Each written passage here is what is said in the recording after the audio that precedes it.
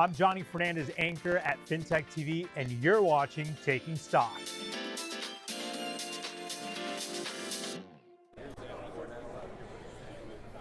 Two minutes ago, here into the closing bell. It is everyone's favorite time of day, the end of the day, also everyone's favorite day of the week.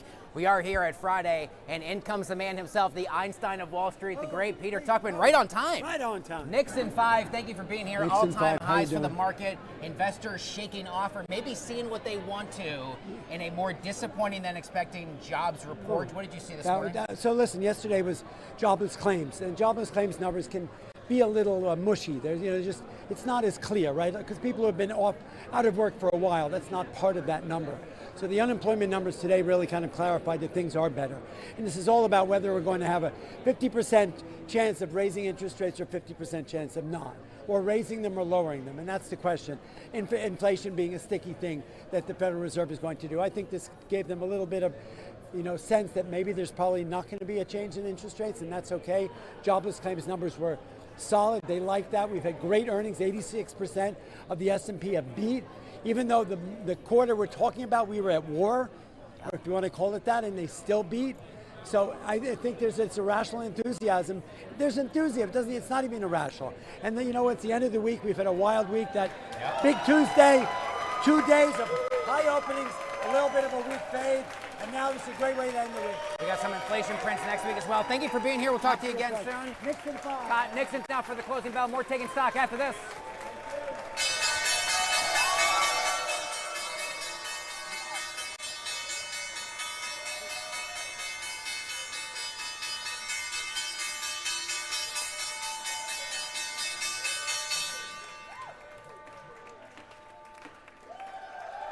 There you go.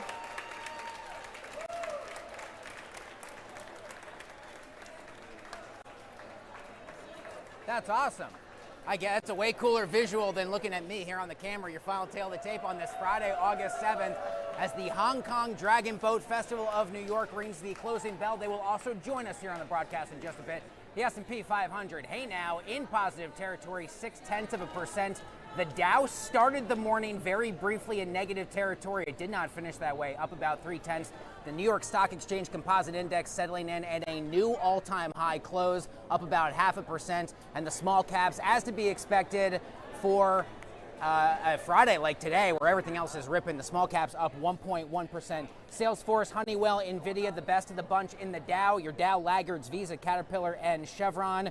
Over in the Mag 7, Tesla, the big outperformer, up almost 3% into the closing auction. We are seeing downward pressure from Alphabet. Not quite a Mag 7 stock, but we'd like to give you an update on SpaceX, up 14% as of a few minutes ago. We'll talk a lot more about that stock coming up in the next half hour. Let's bring in Rebecca Walser. She is founder, CEO, Chief Investment Officer at Walser Wealth Management. Nice to see you again. Thank you for taking some time. Thanks for having me on Friday at the close on an all-time record. I love it. An all-time high, Love it. but perhaps some concerning information in the jobs data. For So sure. when we saw this far lighter than expected print and unemployment coming down, That's right. there are different reasons for unemployment to fall down to 4.1%. Right. What did you make of the July jobs print, and what did you make of the market's reaction today? Well, obviously the print was a shocker. We expected to have, we had one estimate was as high as 115. 85 was the consensus. To lose 23,000, that was quite a shocker, JD. Also to get a reprint on both June and May, to see another 103,000 jobs lost from those 2 months. Also, so this is a very negative report, which is why the market reacted so positively. It's that old phrase we have to go back to during the Biden administration. Bad news is good news. They think that this means the Fed is going to be accommodative. This gives Walsh a lot of breathing room. He looks like a hero and a genius for what he did last week, which is to quiet the noise, not listen to anybody pressuring him, and to just say, let's take our time, let's let the market do what the market's going to do. And he was right. He was right to wait. And so I think that's why the jobs report had such an impact today on the equity side. The stock market is not the economy, but there is a close correlation to the question of the U.S. economy right now, Rebecca. How concerned are you, or how concerned should investors be about the economy as we roll forward into the fall months? I mean, I think that geopolitically there's a lot of concerns, and I think not only from the Iranian situation, which is what everyone jumps to, and of course that is a concern, and if we can't get stability on a resolution, that's the biggest issue. Is like, it's great to hear that we might have another 60 days, but is it going to actually be stable 60 days? Beyond just the Middle East and kind of crude issues and those things, we really have to look at the geopolitical nature of the global, on currency. We've got a lot of blockchain developments that are happening in Japan. We've got a lot of developments that are happening around the world. And right now, the Senate just recessed today, JD, did not pass the Clarity Act. And so you've got a lot of stablecoin issuers. You've got a lot of people that want to get into this market. And without the clarity of regulation, they're not going to do that. That puts the U.S. on the sidelines, and we cannot have that. We have to be the innovative capital of the world. And so this has got to get fixed immediately. And as of today, we're only 88 days out from the November midterms. It becomes that much more difficult for members of Congress to try and come together, dare I say, have a bit of bipartisanship on some of these things. It becomes a kind of a rare phenomenon in midterm season. Let me get your take on semiconductors, hyperscalers. They've been under pressure for the most part as of late. Do you view this as a short-term shakeout or something a bit more going on here? I think the semiconductors have a long runway. We have true backlogs. We have true orders. The only way that demand destruction could possibly change is if you see something that, like, for example, Apple pressuring this administration to allow them to use Chinese semiconductors in their products. That's a big Apple Micron type of fight. So, I believe that the CapEx and all of these things related to data center build-outs, semiconductors, and all of these things, we're going to have that runway. You can see CapEx spending really, JD, run through even 2028. So we know that the demand will be there unless and until you get a China moonshot or a Kimi 3 or something that comes along and say, oh, can they do this faster, better, cheaper? And if the answer is yes, why would we build all these data centers in the United States? So that problem has to get resolved as well. You and I are going to take, before we wrap up, a quick look here at Treasury yields. Nice to see them down for the day, but that has not been the tail of the tape throughout much of this week. What does that mean for potential further pressure on equities if we continue to see yields be a bit stubborn to the upside? You're going to see a rotation. People want yield, and so if they have to chase, what's going on in the equity market to get what they need, they'll do it, but they'd like to see the ability to obviously leverage the bond market. The other thing that's happening in JD is the demand for capital. Look at all of these. Look at Google, 25 billion. It was oversubscribed to 150 billion, 110 billion they've written just this year. We're seeing massive debt being written that we've never seen before. We have to get used to it and accept this is the new normal because this is how much capital it takes to do this fourth industrial revolution, to capitalize it. Rebecca, really nice to see you again. Thank you so much for taking the time. Please come back and see us here on Taking Stock and kind of enjoy your weekend. Thank you. You too. Skylar will grab your mic. Bobby, you and I head this way. As of last night, the NFL season is officially back. The Hall of Fame game in beautiful Canton, Ohio. That last-second go-ahead touchdown by the Carolina Panthers over the Arizona Cardinals. Here are the Polymarket odds as participants try and figure out who will win the upcoming Super Bowl. It's never too early to talk NFL here. The odds-on favorite to win, the LA Rams, 15%. The Josh Allen-led Buffalo Bills, 8%. Baltimore, Kansas City, Seattle, the defending champion, coming up next. Pardon me here, gentlemen, at 7%. Thank you very much. Teams like the Dallas Cowboys, come on, the LA Chargers and the Philadelphia Eagles all clocking in at 5% odds. Most of the league then tied down at the very bottom of the pack. That includes my very own New York Football Giants at 1%. Super Bowl 61 will be held February 14th, 2027 at SoFi Stadium. Here's a look at one of the best performers in the S&P 500 today here, Bobby. It is Uber. Shares up just about 6.5%, trading right about $75 a share. If you look at the stock chart year to date, it's now trading back up to this very stubborn resistance level that it has been hitting since early February. The company just reported earnings on Wednesday, a beat on earnings, but a slight miss on revenue side. Shares up today, but still underwater about 8% since the start of 2026. Recently on the J.D. Durkin Show, I sat down with the great Robert Krook. He is founder of Silly Bands and co-host of the Rich Habits podcast. We talked entrepreneurship, building businesses, and the mindset every investor should have. Take a look. Multiple businesses, Robert Krook, from the ground up. One lesson in entrepreneurship that you wish you had learned sooner in your career. Yeah, I think for everyone watching and listening is to take the risk early. So many people want to go the route of go to college, get the job, get the white picket fence, get the dog, get the 2 kids, and they sidestep the most important thing, and that is taking the risk early. Because I see it all the time where people are like, man, I really wanted to do this, but I had to get the job. And I think that's probably the biggest lesson for me, and probably the biggest cause of my long-term success is I was very risk on early in my 20s. Even though I was in school, even though I had a job in finance at a car dealership, I was taking the risks. I used my weekends and my nights exactly like we talk about now to build the dream while still having the job to pay for the dream. So I would say taking the risk early would be the number one thing that anyone listening should really consider. Even if you're in your 30s and 40s or even 50s, it's still not too late to take the risk. And I'm not saying, like some of the fake gurus, quit your job, quit everything, and just go all in. Build the dream on the side of what pays the bills so you can eat. The Rich Habits podcast has grown into one of the most important personal finance brands anywhere online. Talk to me about the main factors behind its growth and behind your success there, Robert. Yeah, I would say the biggest reason the Rich Habits podcast and the Rich Habits Network aligns with hundreds of thousands of people every week is because we take what seems to be these big, scary topics and we break them down in bite-sized chunks so the everyday person realizes they too can build wealth if they follow these things that we talk about. Because so much information that's online every single day that JD, you and I see and everyone sees is it's all created to make it seem scary because someone wants to sell a course or a Telegram group or something else. We want people to believe, because in my opinion, 70-80% of the reason most people don't build financial freedom is mindset, not how much money they make. So I think the key to success for the Rich Habits podcast and the Rich Habits Network is breaking down the tough topics in bite-sized chunks and letting people realize this too is possible for them. Robert, I'm going to ask you a question that I also asked Austin Hankwitz when he was generous enough to do the show a couple months ago. What is the top investment question that you most get asked in your DMs?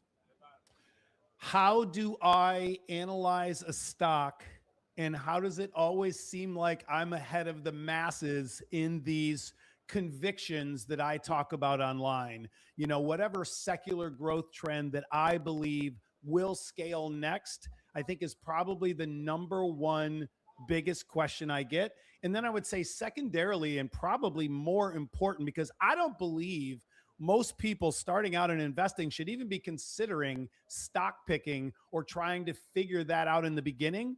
You know very well that in the Rich Habits podcast, our biggest part of our message, the hill we live on, is getting people to understand, keep it simple, build your base to that first 100K, 200K through ETFs.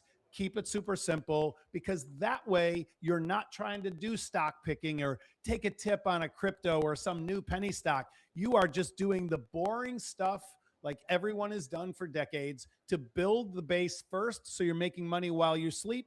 And then down the road, start thinking a little bit more deeply about secular growth trends, about having, you know, how big of a portion of your portfolio should be in these higher beta stock picks and sectors. So that's it for me, is getting people to lay the groundwork to build that base.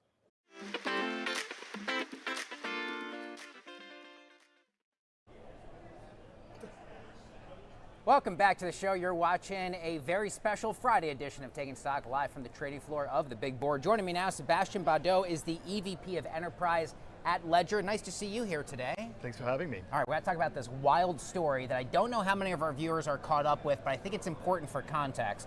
Walk us through what happened with what is known as Cold Card. What happened and what went wrong?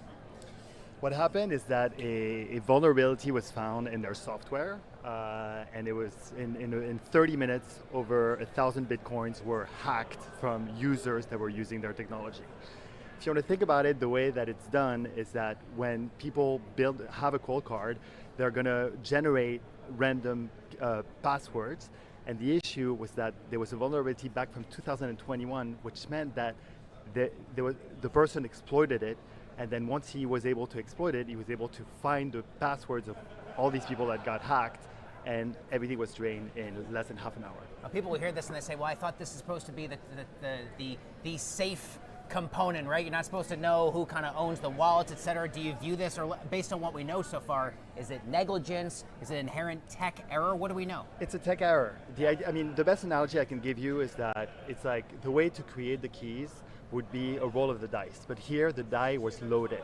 So if the die is loaded, you're able to figure out what the way that the entropy is done. If the die is correct, then it remains the best way to safeguard your assets. So it's not about the technology itself, it's about an issue in the way that they were giving out the passwords. Appreciate the context. Perhaps most importantly, as far as you're concerned, if I'm not mistaken, Ledger was not impacted. What is different about the way that you and your team inherently go about your own security architecture? I mean, I think, as market leaders, there are three things that we do. Number one, the way that the passwords are generated, the keys are generated, are inside the hardware. So there's no way to fake it out. The second thing is that we create all these audit trails to be able to look at the way that they are given. And then the third thing is that we have a hacker lab that actually tries to break through our technology. A couple of months ago, they were able to hack through Android phones. Over a quarter of the world's Android phones could have been hacked that way.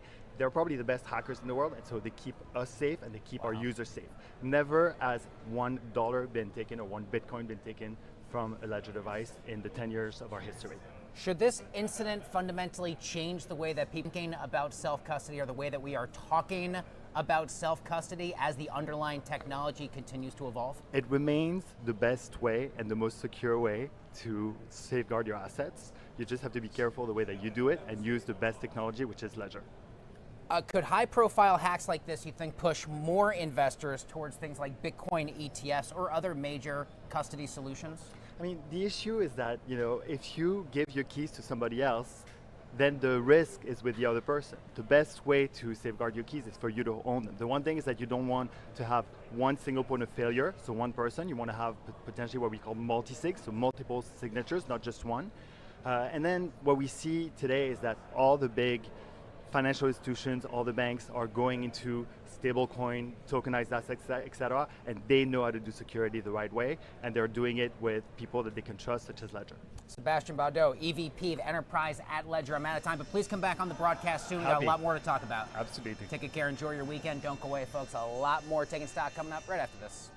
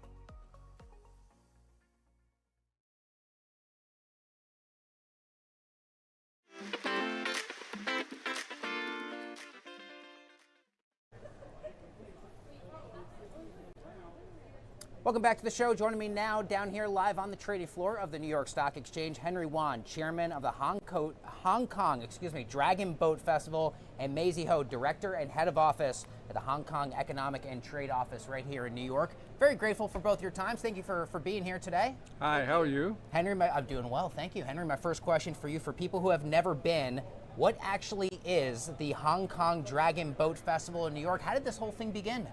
I'm glad that you asked. The Hong Kong Dragon Boat Festival in New York actually started in 1991 by Macy's office, actually. And then subsequently, because it's so well liked and so popular, then it turned over to a non-profit organization, which I'm the chair of, and we've been from 1995, and we have the festival from 1991 up to now. We have exciting Dragon Boat racing. We have the stage performance of the East and West song and dance and Shaolin martial art and Japanese Kudo. And we have a lot of the art and craft tent, and we have food court, including lobster roll and Hong Kong street food. So it's a lot of things going on, and it's free. Okay, one follow-up for you. What is your favorite thing to eat while you're there? Everything that tastes good. Everything that tastes good, perfect. Maisie, over to you. Your organization helped found the festival all these decades ago. Why has it remained such an important part of your ongoing mission? Yes, first of all, for those who don't know what Dragon Boat is, it is one of the fastest growing modern day water team sports that is getting a lot of momentum around the world, and Hong Kong is great place to be because we are the birthplace of modern day Dragon Boat racing that brought this 2,000-year tradition into the modern day sports. And what makes this sport so unique is the unity, the teamwork, and the synchronization that happens on the water, and the satisfaction of that competition is none to compare. Maisie, I'll stick with you for the next one. How does the festival help strengthen the relationship between Hong Kong and right here in New York City? Yes, for our office, our role is always to foster the bilateral relations between Hong Kong and the US East. And Dragon Boat is so unique in a way that it links the cultural side of both places through competitive sports. So if you are there this weekend at the festival, you can feel the excitement and the fun of it that connects the people of two places so seamlessly. Henry, let me get your take. What makes this year's festival so special, and why is Dragon Boat racing so deeply connected to Hong Kong itself? Well, first of all, the Hong Kong Economic Trade Office started the festival by using the authentic teakwood Dragon Boat. Subsequently, of course, now we move on to the fiberglass. So that's a connection between New York and Hong Kong. And also a lot of the team that participate in our event are a lot of actually, most of them are your listed member. And they all have corporate headquarters in Hong Kong. So that is the connection between the Hong Kong and New York as well. That's amazing. Maisie, Henry, congratulations to you both. Thank you for ringing the closing bell with us here at the New York Stock Exchange. Have a great time, and thanks for joining the broadcast. Thank you very much. Take good care. Of course, don't go away. A lot more Taking Stock coming up on this Friday right after this.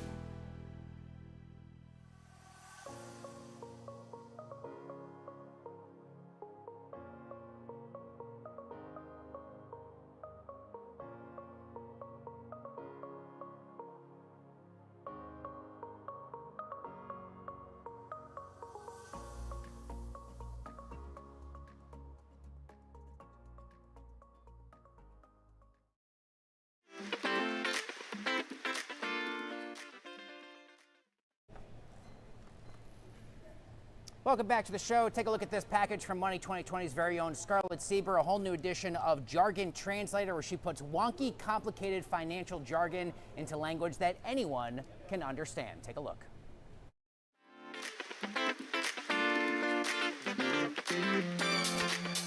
I'm Scarlett Sieber from Money 2020, and this is Jargon Translator. Today's term is control environment.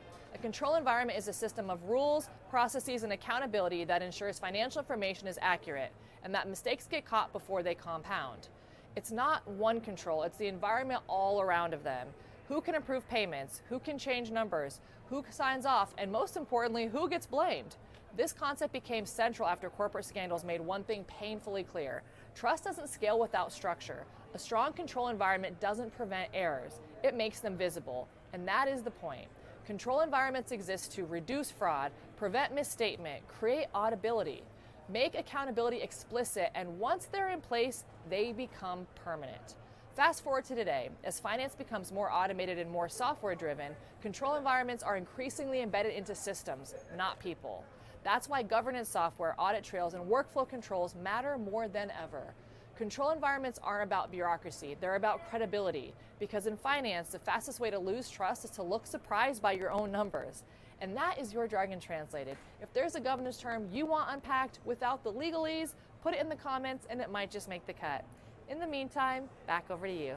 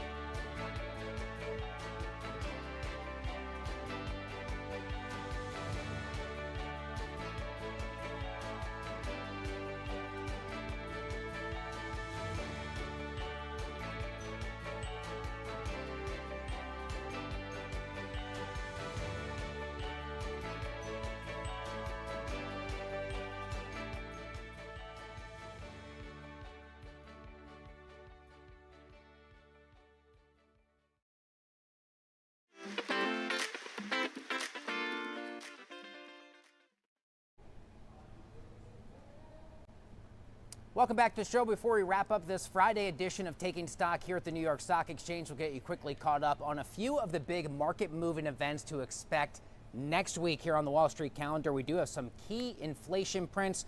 We'll get the latest figures for CPI inflation on Wednesday and PPI, also known as wholesale inflation, on Thursday. We'll also get quarterly results from a handful of key names, including Berkshire Hathaway on Monday. We'll get Rocket Lab's numbers, quantum computing, CoreWeave, Applied Materials, and many others. Your final tail of the tape on this Friday, August 7th, the S&P 500 in the green, 0.6%. The Dow, sorry, Bobby, I got to take a look, up 0.3%. The New York Stock Exchange Composite Index settling in at an all-time high, up 0.5%. And the small caps, the Russell 2000, the best of the bunch on this Friday, up 1.1%. The July jobs report, a negative print of minus 23,000, expectations of 83,000. That and much more sets the stage for a jam-packed edition of Taking Stock all next week, and lots of market-moving activity that you do not want to miss. Thank you for watching this Friday edition of the show and watching all week long. Enjoy your weekend. We'll see you again Monday from the New York Stock Exchange.